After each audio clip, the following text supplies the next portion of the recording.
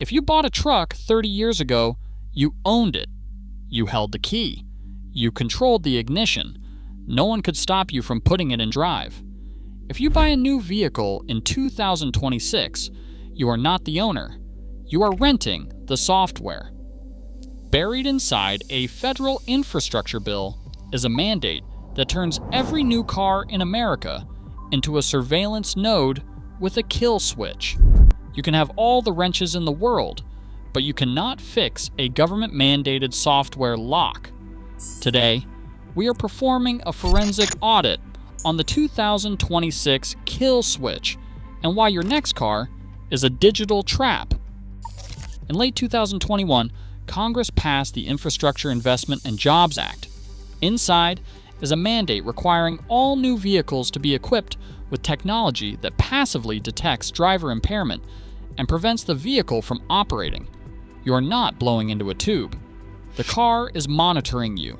Infrared cameras watch your eyes, biometric sensors in the steering wheel, and air sensors analyze your breath. If the computer decides you are unfit, or if the system glitches, it severs the connection to your fuel pump. Your vehicle is bricked by software.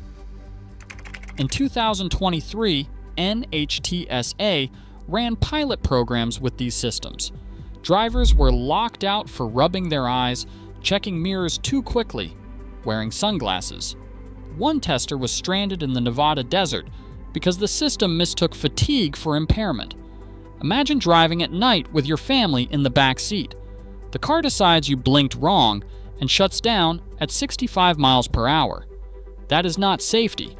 That is a liability nightmare wrapped in a federal mandate. The kill switch did not start in 2026. The hardware has been in your car for years. Over the last decade, automakers eliminated every mechanical linkage between you and the machine.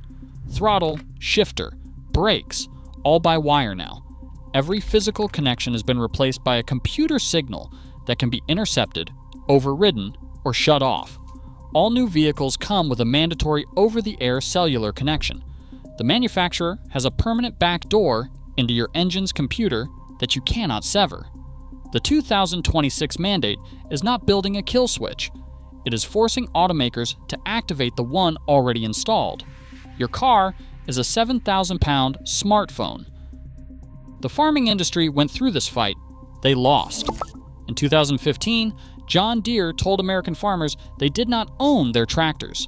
The engine ran on proprietary software, and the farmer only purchased a license. Software error? Call a certified technician at $200 an hour and wait days while your crops rot. A Montana wheat farmer lost $80,000 in grain because his combine locked during a software update. The nearest dealer was 4 hours away. John Deere said he should have scheduled the update during the off-season. The 2026 kill switch is John Deere's model applied to every car in America, backed by federal law.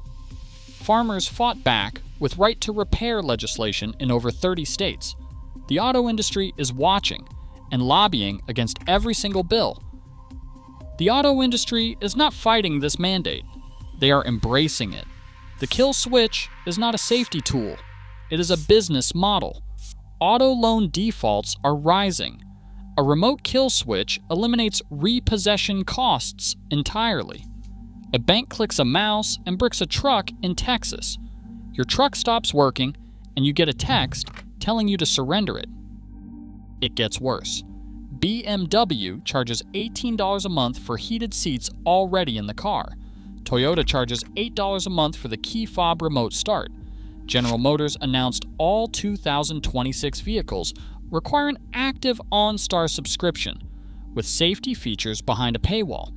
If they can shut down your heated seats for a missed payment, they can shut down your engine.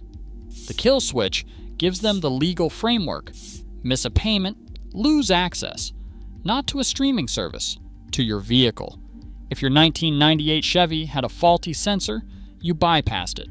Cut the wire, swapped the part, drove to work. That era is over. The biometric systems are encrypted into the engine control unit. Disconnect the monitoring camera and the car drops into limp mode. You cannot bypass it. You cannot wrench your way out. Tow it to a dealership. $200 an hour for a tech to reset software that a 30-year mechanic is not authorized to touch. When independent shops cannot service new vehicles, they close. When they close, competition disappears. When competition disappears, the dealership sets every price. The average independent shop charges $80 to $120 an hour. The average dealership charges $180 to $250. When the independents close, that is your new baseline. Every oil change, every brake job, every check engine light. They are not just controlling the car, they are controlling the entire service economy around it.